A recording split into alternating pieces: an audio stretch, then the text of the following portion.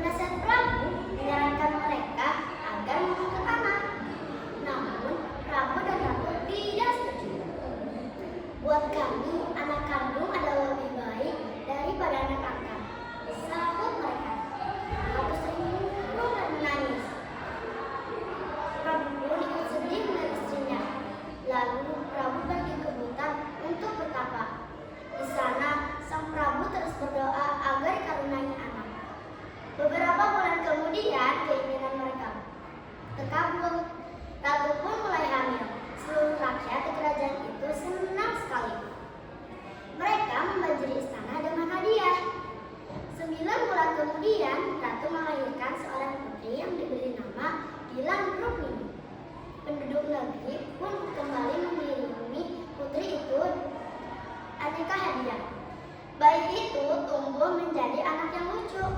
Belasan tahun kemudian, ia sudah menjadi remaja yang cantik. Prabu dan Ratu sangat menyayangi putrinya. Mereka memberi putrinya apapun yang dia inginkan. Namun itu membuatnya menjadi gadis yang manja. Kalau keinginannya tidak terpenuhi, gadis itu akan marah. Ia bahkan sering berkata kasar. Walaupun begitu, orang tua dan rakyatnya di kerajaan itu mencintainya.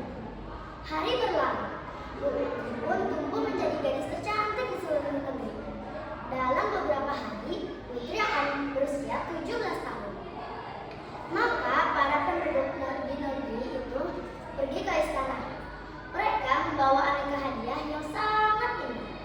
Prabu mengumpulkan hadiah-hadiah yang sangat banyak itu, lalu menyimpannya di dalam ruangan istana. Sewaktu-waktu, ia bisa menggunakannya untuk kepentingan rakyat. Prabu hanya mengambil sedikit emas dan permata. Ia membawanya ke ahli perhiasan. Tolong buatkan kalung ini yang sangat indah untukku, kata Prabu. Dengan senang hati yang mulia, sahut ahli perhiasan. Ia lalu bekerja sebaik mungkin dengan sepenuh hati.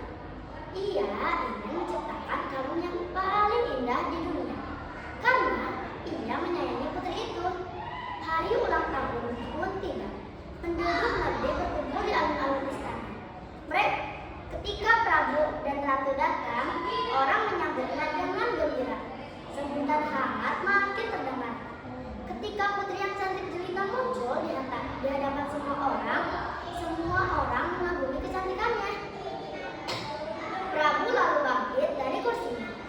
Kalung yang indah sudah dipegangnya.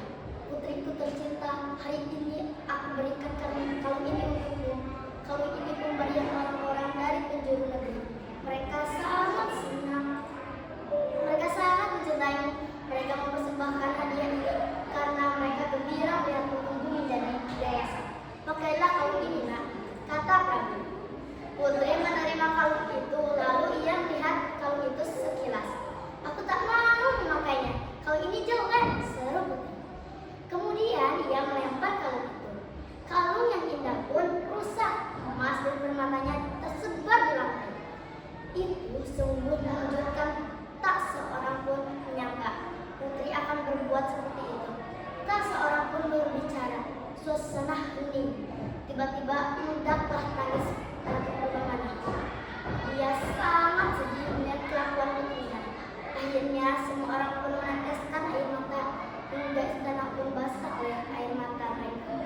Mereka terus menangis hingga air mata mereka membanjiri istana. Dan tiba-tiba saja dari tanah pun keluar air yang deras.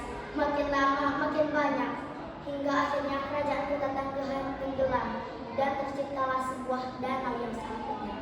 Di hari yang cerah, kita bisa melihat telaga warna ada di Nyalindung, Kabupaten Sukabumi. Danau itu penuh warna yang indah dan mengagumkan. Warna itu berasal dari bayangan